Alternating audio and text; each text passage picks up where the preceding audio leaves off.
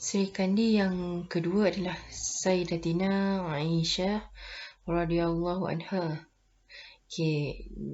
Beliau dikenali sebagai Sri Kandi ilmu. Nama sebenar beliau adalah Aisyah bintu Abu Bakar As-Siddiq. Yang ni Aisyah ni adalah anak Abu Bakar As-Siddiq. Keturunannya daripada bangsawan Quraisy, daripada suku Bani Taimi. Gelarannya diberi adalah As-Siddiqah, yang bermaksud wanita yang berkata benar, dan Al-Humairah itu putih kemerah-merahan. Beliau berkahwin dengan Rasulullah SAW pada bulan Syawal 3 tahun sebelum hijrah. Beliau wafat pada tahun 58 hijrah pada usia 67 tahun. Itu adalah riwayat hidup Sayyidatina Aisyah radhiyallahu anha. Diceritakan Sayyidatina Aisyah ni adalah memiliki kepintaran. Itu beliau adalah cerdas dan pintar. Itu adalah sifat yang pertama. Sayyidatina Aisyah radhiyallahu anha ni mendapat didikan daripada ayahandanya, iaitu Abu Bakar Siddiq, dan daripada Rasulullah SAW.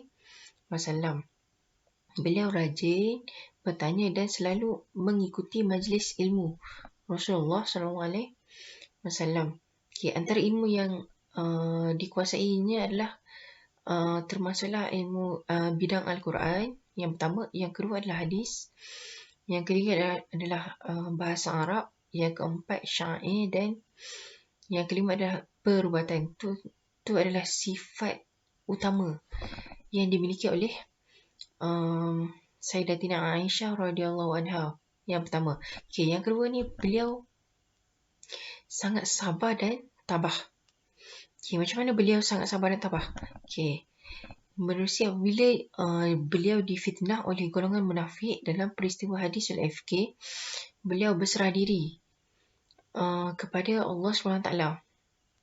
Akhirnya turunlah ayat Al-Quran membersihkan Sayyidatina Aisyah daripada fitnah tersebut. Itu menandakan Sayyidatina Aisyah ni adalah seorang yang sangat penyabar dan tabah bila diduga, bila didatangi dengan dugaan.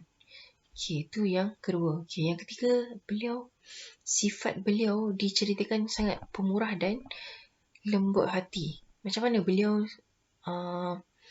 lembut dan pemurah? Melalui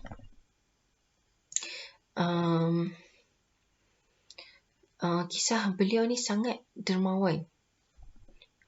Beliau ni suka bersedekah dalam apa saja yang ada di tangan dia. Beliau juga pernah memberikan sebiji kurma kepada seorang wanita bersama dengan 2 orang anaknya. Sedangkan itu sajalah makanan yang beliau ada. Itu menandakan beliau ni sangatlah pemurah dan lembut hati. Itu adalah 3 sifat utama yang dimiliki oleh Sayyidatina Aisyah radhiyallahu anha. Pertama adalah cerdas dan pintar. Yang kedua, sabar dan tabah. Yang ketiga, beliau seorang yang pemurah dan lembut hati.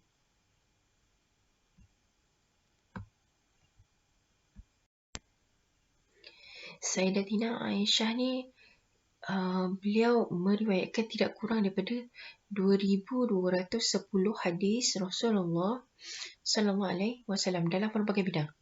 Itu yang pertama. Itu adalah sumbangan yang pertama beliau.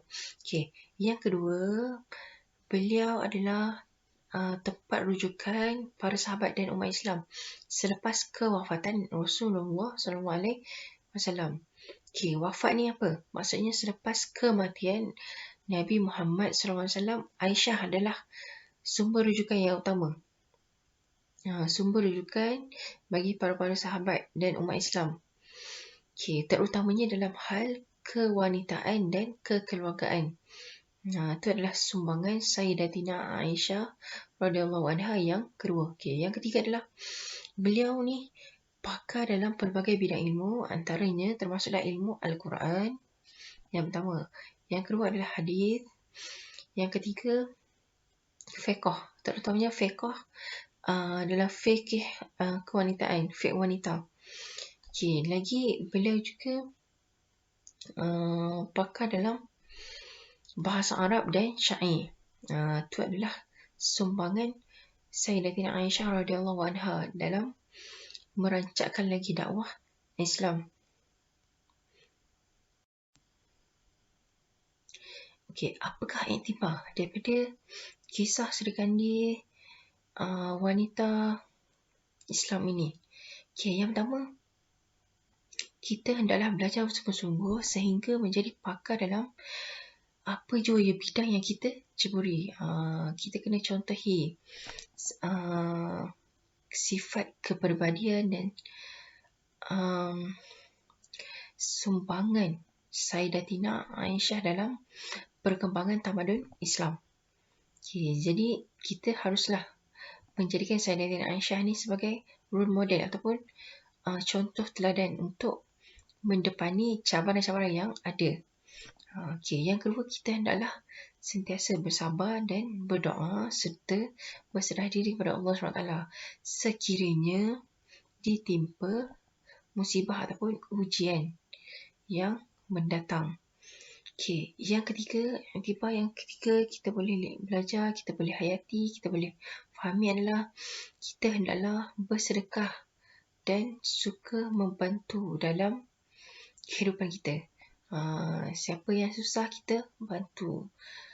Okay, kalau kita ada rezeki lebih sikit, kita ambil sikit, bagi kepada yang memerlukan. Itu adalah iktibar yang kita dapat selami, yang kita dapat teladani daripada kisah Sayyidatina Aisyah radhiyallahu anha.